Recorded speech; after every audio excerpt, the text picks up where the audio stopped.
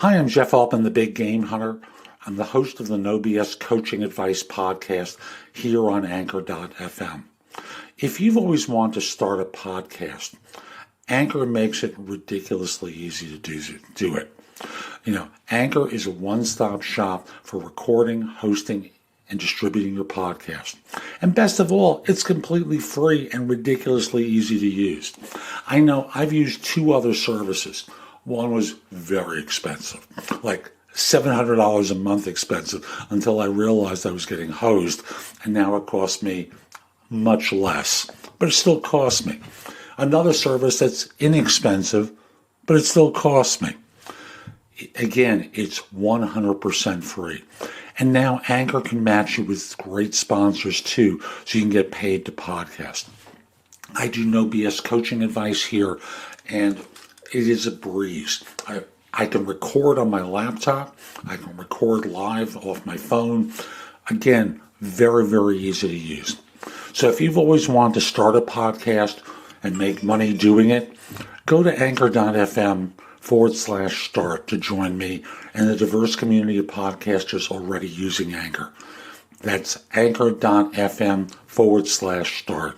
I can't wait to hear your podcast.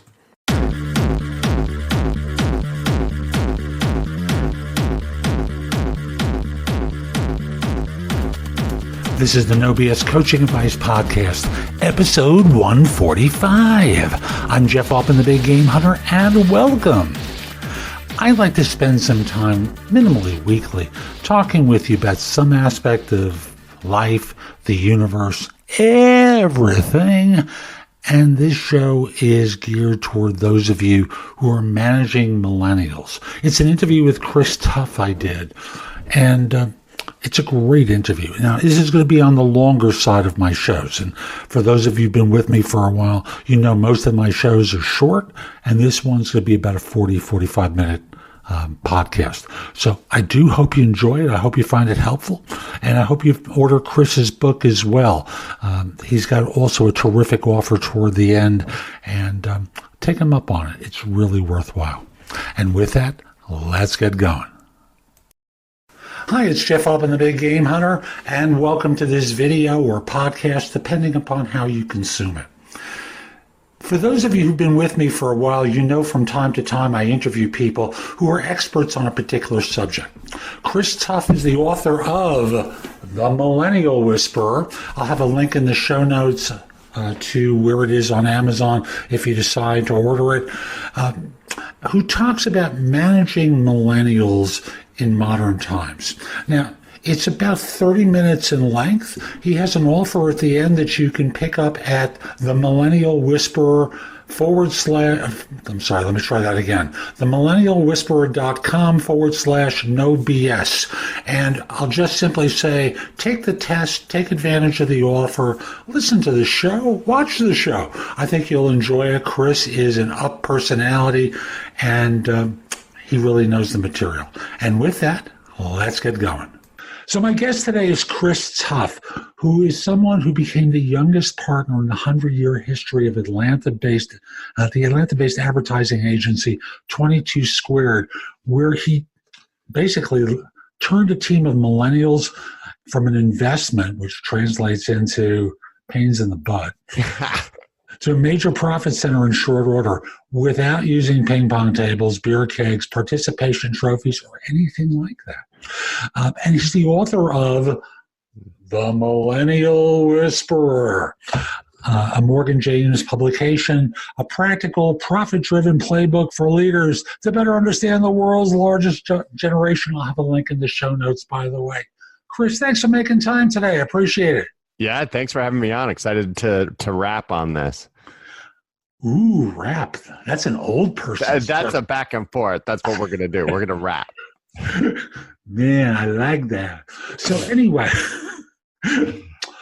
millennials, we kind of treat them as a monolithic group, but they really aren't, are they?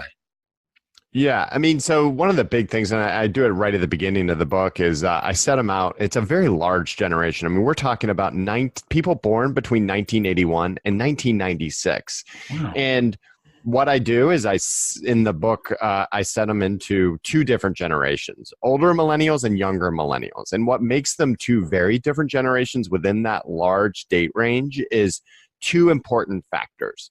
One is the fact that older millennials had beepers in college. Okay. So in order to get in touch with someone, this beeper would go off on their pocket, and then they would go find a phone and call them. It's very different than the younger millennials, where at age 13, they were given a brand new iPhone with a Snapchat account on it. And so technology is the first piece of what makes them two very different generations, because the younger millennials have been immersed in it, and they've had, I talk about the differences in flirtations even, right? There's a muscle, there's an interpersonal muscle that has grown with time, when especially boomers and Xers can attest to this, and older millennials can attest to this. But in order to go and even go on a first date, you had to have like 9 different interactions with, you had to call a house, and then you have to get through the parent. And then once you were through the parent, you got through to whoever it is you're trying to flirt with, and so on and so on. Whereas now, the first flirtations with the younger millennials, they happened on their backs while they're sitting in their bed on their phones. Yes. And so the first piece is technology. The second piece is when the recession of 2008 either hit them, older millennials were in already the workforce, younger millennials saw their parents lose their jobs. So the recession of 2008 had a huge impact on what makes them very different.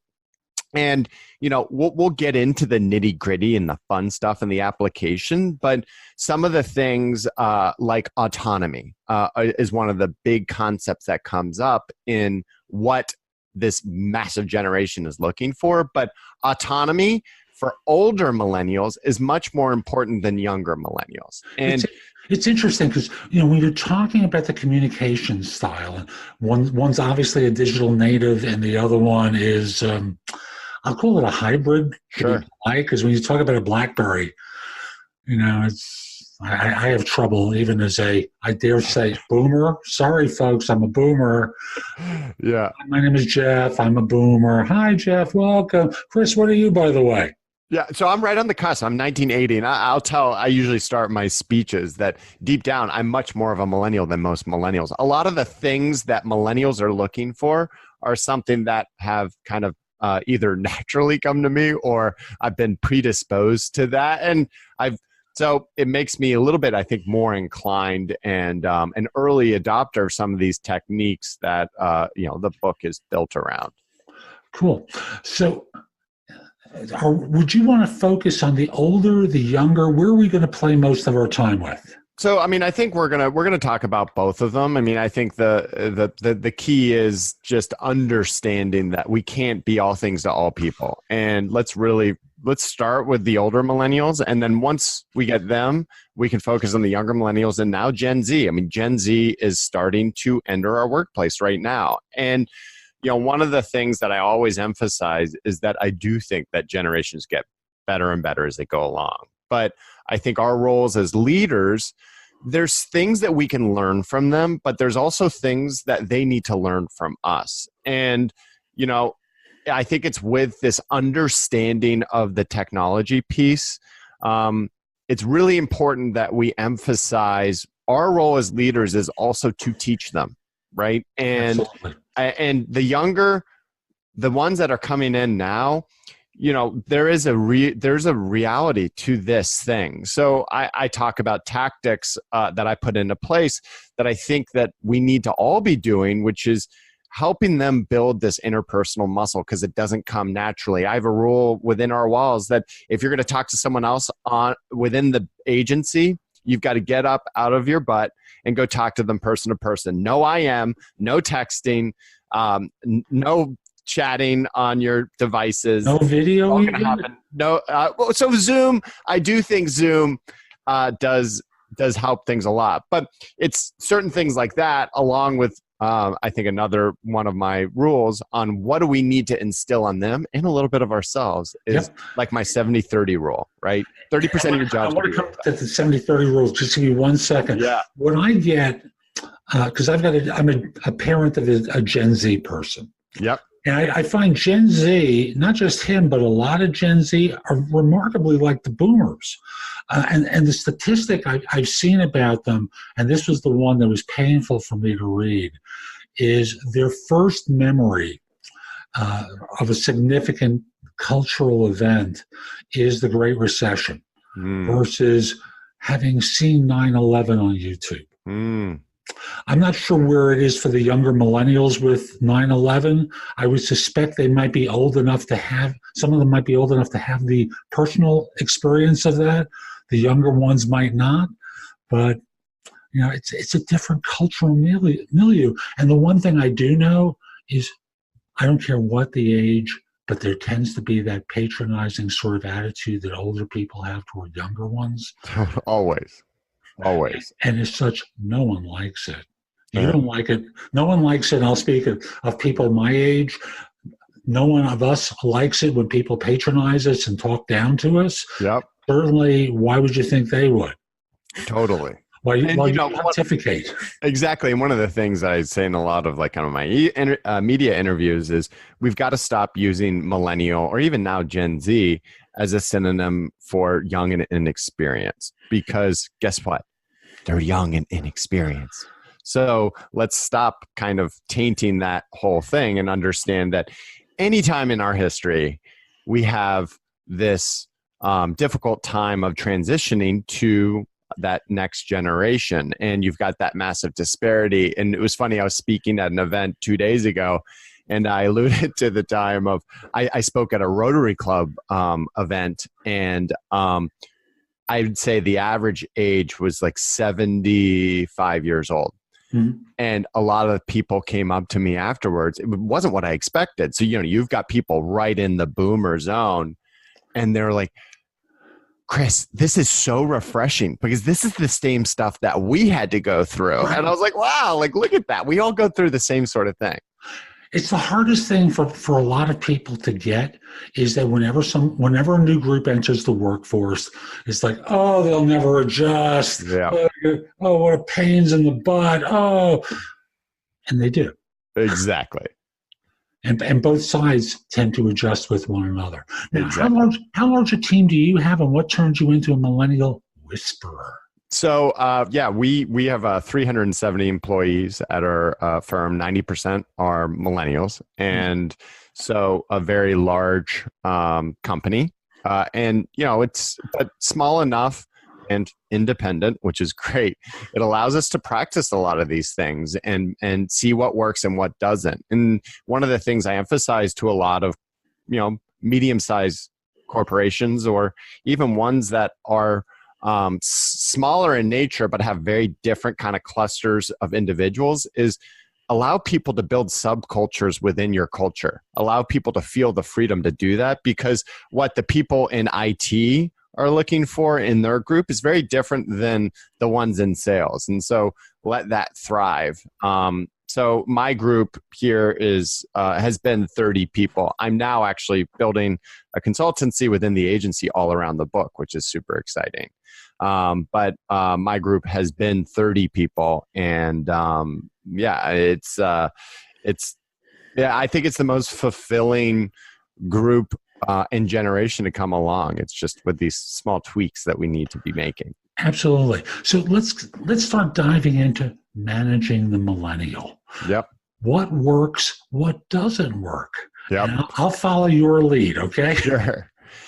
So, one of the big things that I talk about is, so there are two sides of managing millennials. One is what are they looking for from organizations? And then two, what are they looking for from leaders? And I like to focus much more on the leader part, but let me get the organizational part out of the way. I say throw away your ping pong tables, throw away the beer kegs, throw away, we have companies that are now building brand new buildings because they have a culture problem. So when you end up buying these things to then alleviate a culture problem, it's just a sign that there's something bigger going on. Mm-hmm. And so the first thing is, what are they looking for from our corporations or our company organizationally. And the first thing that they're looking for is actually no different than any other generation. It's pay and benefits.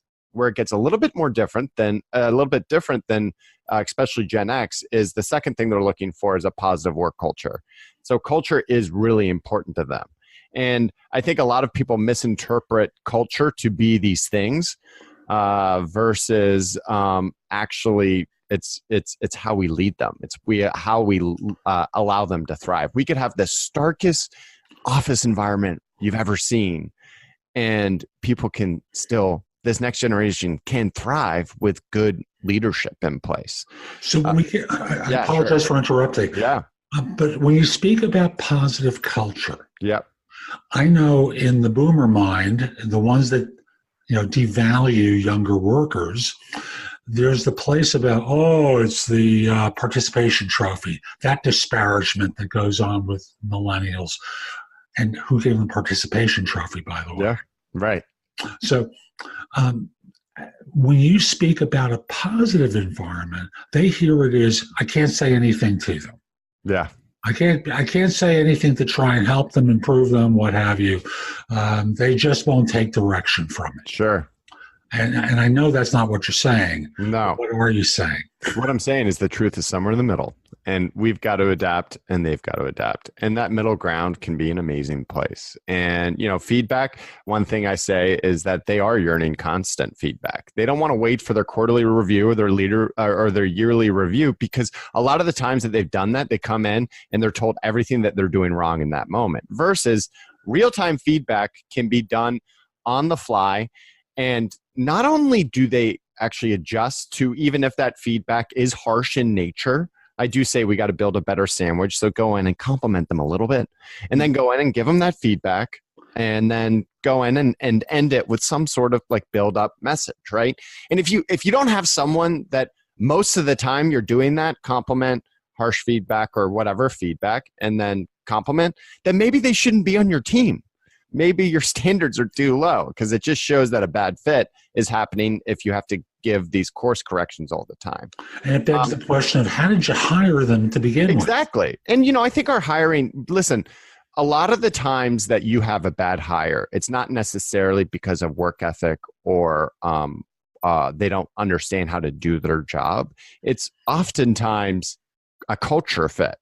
And one of the things I suggest in the book is suggesting that we actually test drive our workers for 6 weeks. So do freelance to hire, see if they're a good culture fit, and then go on and hiring them. And that's one thing. We see a 20% success rate. So 8 out of 10 people do not succeed. 4 out of 5 people do not succeed in being that culture fit, because it is sometimes very difficult to find that right person. And I think we forget to think a little bit more entrepreneurially and experiment, to actually do that test drive. So that's one of the things, like culture fit wise, that I think is critical.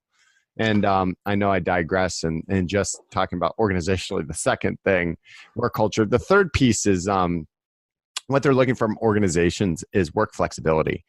And this one's so interesting because, the iPhone, the smartphone changed everything. So that we've got to start adapting our rules to allow people to work from where they want to work for certain, I'm not saying every single day, but Fridays when there's massive traffic. I mean, in Atlanta, the traffic gets horrendous. So, we've got to be a little bit more open to our people being able to get their work done on their own turf or where they want to be working from. With a little bit more work flexibility, because the iPhone changed everything. And with that, I think our own expectations as leaders have changed. And I know me personally, if someone doesn't respond back to an email or text within like a couple hours, like what's going on right now? And so there has to be a give and take to that. And I think work flexibility is one of the places that we need to start adapting. And the one thing that I go up against talking to these, especially larger, more conservative corporations is, well, I had to do it this way. Why don't they? And we got to work through that and get over that And so work flexibility is the third piece that is, I think, so important from an organizational standpoint. The fourth piece is purpose. And we'll talk a little bit more probably about purpose, but especially as you look at Gen Z and then the younger millennials, purpose is so important. And we're seeing in the last week, actually, big corporations finally stand up and say, we are no longer just going to be,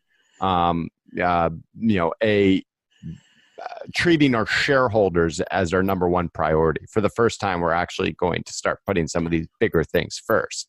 And so you're starting to see this shift happen, even in the large corporations, where people are putting purpose first and actually making a difference in the world. And for those of you who haven't seen the story that Chris is pointing out, 100 some odd businesses got together. I think it was published by Business Insider, where they basically spoke to the notion of it's not going to be shareholder and returning and revenue as being their prime driver. It's going to be much more around purpose, that the supply chain, the employees are all attended to well.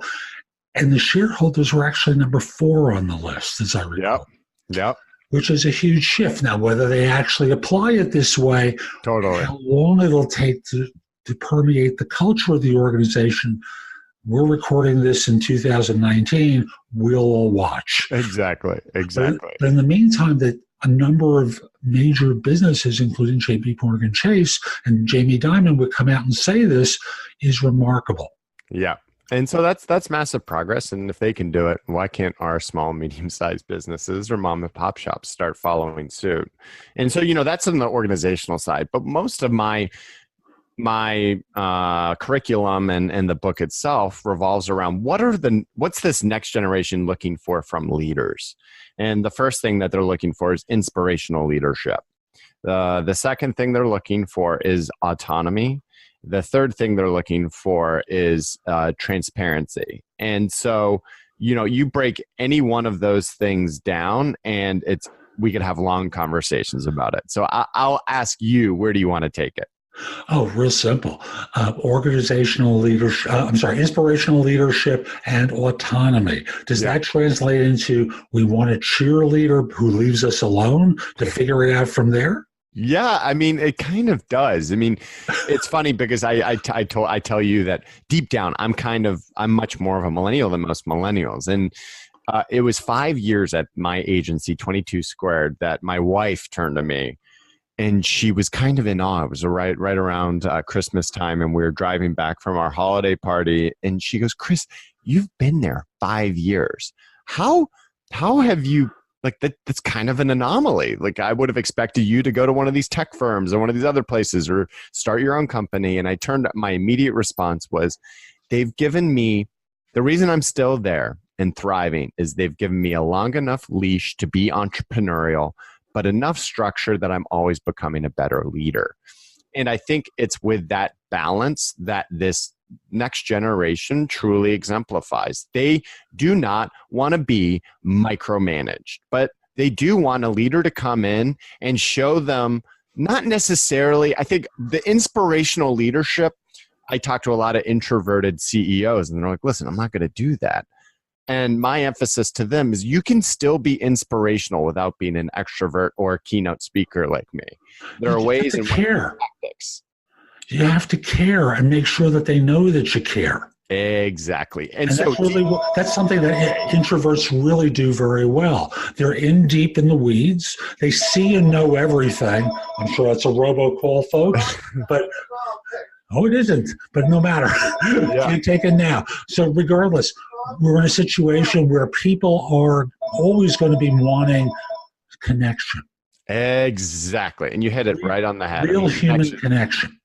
And that's what, that if you break down my whole platform is how do we bring more empathy and more connection in this world? And connection is so important. And what they're looking for in inspirational leadership isn't necessarily that rah-rah, although that is important. But they're looking for from you, and this kind of goes into more of the transparency and I guess vulnerability to a certain extent, but they're looking from you to be a real human. You don't have to be this stoic, person that's just talking about the good. What they're looking for is they're looking for context. They're looking for you to build a large picture and talk about the mistakes you made. So if you didn't win a big new business pitch, or you lost a client, or you had to let someone go, be honest about it and create a big picture and use that as then a foundation or springboard to go off of, and talk about what are the things that you're now going to be doing differently. Because more than anything, they want the context. They want to see the big picture.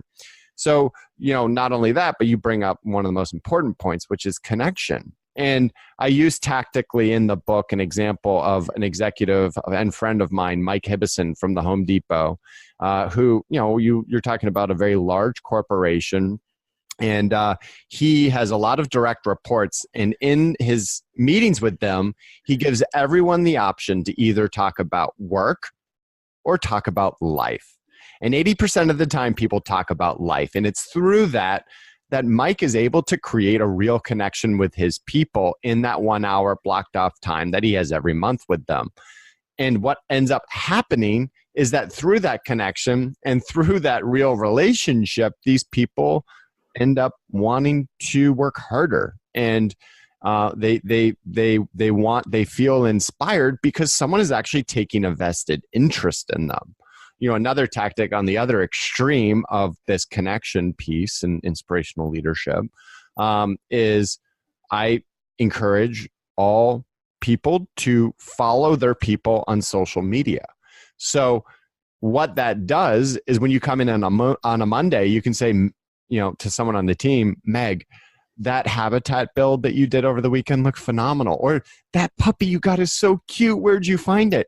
And it creates instantaneous connection and curiosity where they feel like they are valued. And I think, you hear time and time again, do your millennials need to be promoted every 5 months? Or do you have to make new job positions just for this millennial stuff? And I said, that's more of a symptom that you're not creating enough connection and enough recognition and rewards within your day to day. So they're relying on these other things to then, rise in the whole thing. It's so funny, Chris. What you're doing is talking about, as a manager, as a boss, giving them a verbal like. 100%. And as a verbal like, I know how I respond when my videos, my podcasts, or my articles get forwarded and shared, how I respond when I see lots of likes on an article. It's a good feeling for me.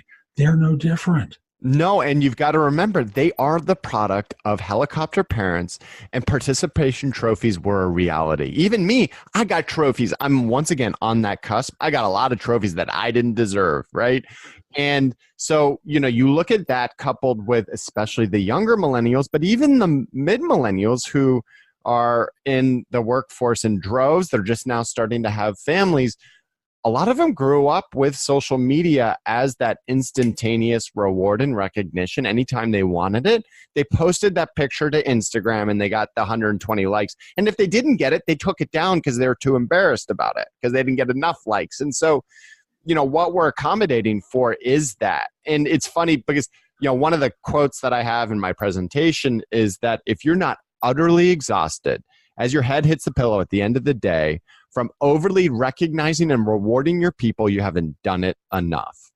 And people are like, well, Chris, this is exhausting. I don't have enough time in my day. And I said, listen, there are a couple simple things that you can do to accommodate for this. One is anytime that you get an email that's a compliment from a customer or someone else in the team, all you do is you press forward and you forward it to the CEO or whoever it is. Maybe it's also just anyone who's high in the organization, and you CC them and say, awesome job. That does not take that much, right? So it's making that a part of our daily routine that is so essential. And then you'll start to see your people thrive. And generationally, and I'm going to speak to Gen X here because Sure. You're going to managing these people. My generation is going to retire, disappear, die, what have you. It's just a reality. But, you're going to be working with these folks for years. So recognize that what they want to see isn't always the attaboy, attagirl. Sure. They just want to see care. Exactly. Just like you probably hated when your parents said, "Good job." And you're like, what did I do? Well, my dad's British, so I didn't get that many of those, but my probably. US, it was a pretty common response. Good job. They did something good. And didn't seem like much. And thus, there's a basis for the rejection. Sure. As the dismissal. Here, it's more about the care.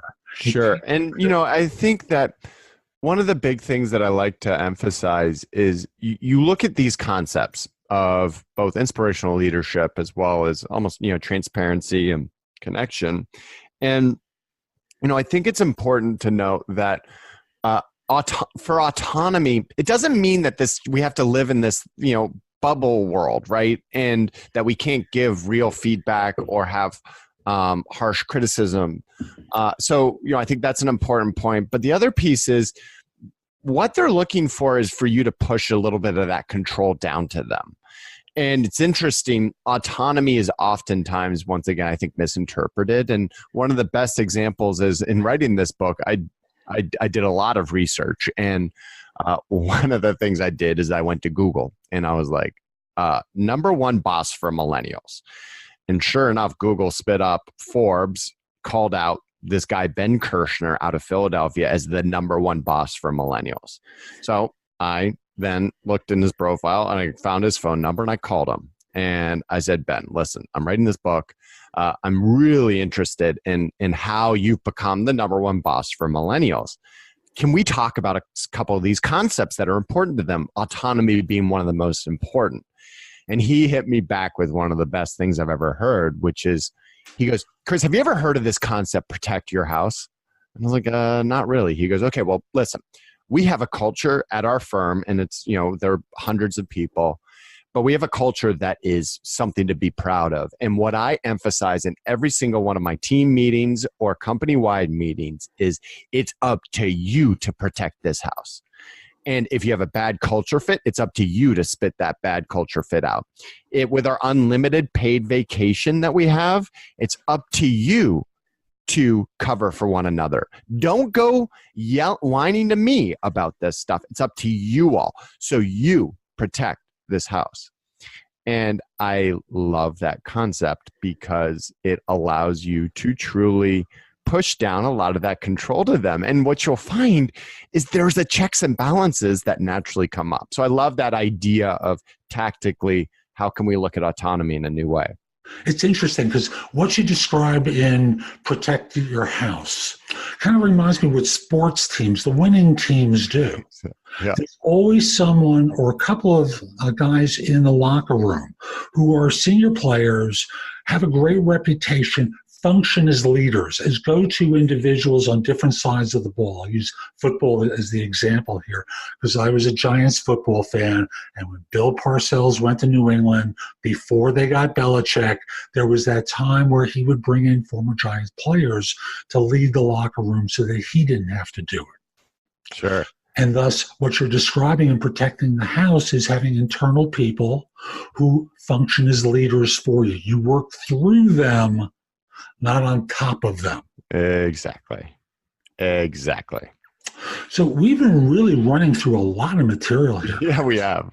And I'm willing to go a little longer. I'm just curious, what haven't we covered so far that you really want to?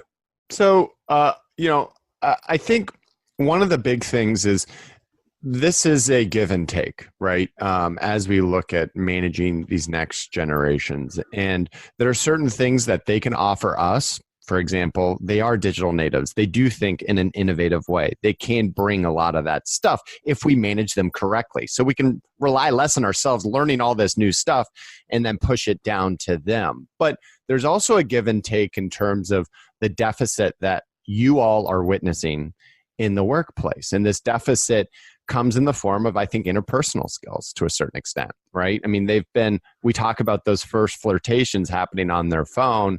There is a muscle that is happening or a deficit with that muscle. And I want to be clear, first flirtations can be personal or professional. Exactly. This is very being true. recruited from other organizations, folks. This is very true.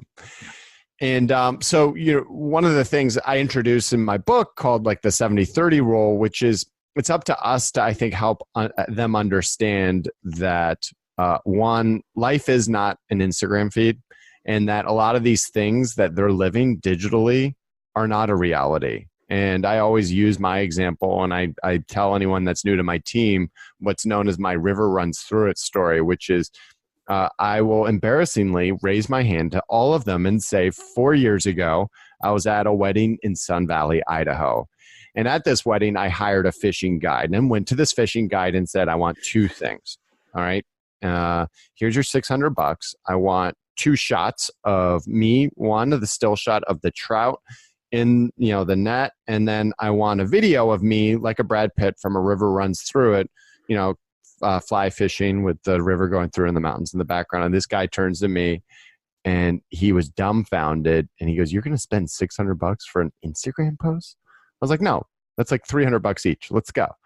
And I use that as this example of we do compare our insides to other people's outsides. We do have this idea that the grass is always greener on the other side, and the harsh reality is that it's not. And so we've got to remind our people, along with ourselves, that instead of going and leaving your job, let's give it a little bit more patience. And also let's understand that there's a 70-30 rule. 30% of your job is going to suck. 30% of your job is going to be places outside of your areas of passion, and you just got to deal with it. 70% of your job should fuel you up and fire you up. And what I'll do is on their first day, take their job description and work with them what's in your 70 and what's in your 30. And what will happen is when they're doing those things that they hate doing, that they just kind of have to do, they're knowing that on the other side of it is the 70% that's going to fire them up and fuel them up. And so I think that is one of the things that it's up to us to help them understand these things, along with, I think, flexing this interpersonal muscle and encouraging as much person-to-person interaction as possible, because at the end of the day, your business will not grow without real relationships, right? And whether it be on the sales side or developing the relationship with the other person on the phone, whatever it is, but we've got to start helping them work on these things. I agree. And I'll be the one who corrects you. At least that's how it is now. Yes. Because we don't know how it's going to be 5 years from now. No. I could just see us all in a different form of communication, doing video, and that's going to be more than enough for a lot of folks. And I will be the first person to say that you can develop a real relationship like this. And I used an example of, it was a couple years ago, I was up at Snapchat, and so I went up to Snapchat and I went to go see one of my friends, Adam, and I was with a coworker of mine, and we go in there and I give Adam a big hug. It was right as they opened this amazing office in New York City. And I give him a big hug, and I start asking him about his 7-month-old daughter and all these things, and we start ranting. And my coworker, who'd never met Adam before, she goes, "How long have you guys known each other?" I was like, "Dude, how long have we known each other? Like 5, 6, 7 years? 7 years." And then Adam looks at me, he goes, "You know what? We've never met in person. Our whole relationship was actually through a Facebook group that we were a part of from the early days of social media. And it grew through that, and we've been texting and whatever. But the whole relationship was grown using digital. And so, I think we need to remember that, but also use those things to our advantage as we try to lead a very digitally driven generation. And I'll speak from the perspective of there's so many men I've met around the country from work that I've done with a group where we meet one time, and then the relationship builds from that digitally. Totally. Yeah. Well, think about it. We've had 2 video interactions. If I saw you in, a bar or a restaurant, I would come up and, probably bro hug you and we'd hang out, right? That there's a lot to be said for this. Yeah, it does make a difference. Hey, Chris, thanks so much. How can people find out more about you, the book, the work that you do? And, Sure. and like I said, the link will be in the show notes, folks. I love it. So I'm glad the link is in the show notes because after writing a book on millennials, you quickly discover millennials is a difficult word to spell. It's 2 L's and 2 N's. So if you go to the millennialwhisperer.com/no BS, you will see that we've set up a free download of the first chapter of the book, as well as you can take a free millennial leadership assessment to see how you rank on some of these tenets that we bring up in the book, 8 key tenets being a good millennial leader. So yeah, the millennialwhisperer.com/no BS. Obviously you can pick up the book almost anywhere now, at local Amazon, as well as your local airport. As of recently, we're in most of the airports. So that is exciting. We've sold over 45,000, almost 50,000 books. It's, I think, just now really starting to take off, and I appreciate anyone out there that has an interest. Go ahead and pick it up. And I also say that if you can't afford the book, or for whatever reason, get in contact with me and I'll send you one. So the best way to get in touch with me on LinkedIn is /Christopher Tuff. On Instagram, it's at Tuff22 or at Millennial Whisperer. And on Twitter, it's at Chris Tuff. So there you go. So that's today's show. I hope you enjoyed it. And if you did, subscribe in Apple Podcasts, Spotify, Google Play, wherever you listen to the show. Just subscribe so you get downloads whenever I release a new episode. Each show is going to be bite-sized morsels of advice just like today's. I hope you enjoyed it, and I do hope you subscribe. And if you do choose to subscribe, I hope you decide to support the show. There's a link that will take you to anchor.fm where you can make a pledge in support of the show. I'd greatly appreciate it. If you're interested in my coaching you, connect with me on LinkedIn at linkedin.com/IN/the Big Game Hunter. Mention that you listen to the show. I just happen to like knowing I'm helping some folks. And once we're connected, message me about your interest in coaching. We'll set up a free call. We'll get acquainted, see if it makes sense. I'll be back soon with more. And in the meantime, I hope you have a great day. Take care. Time for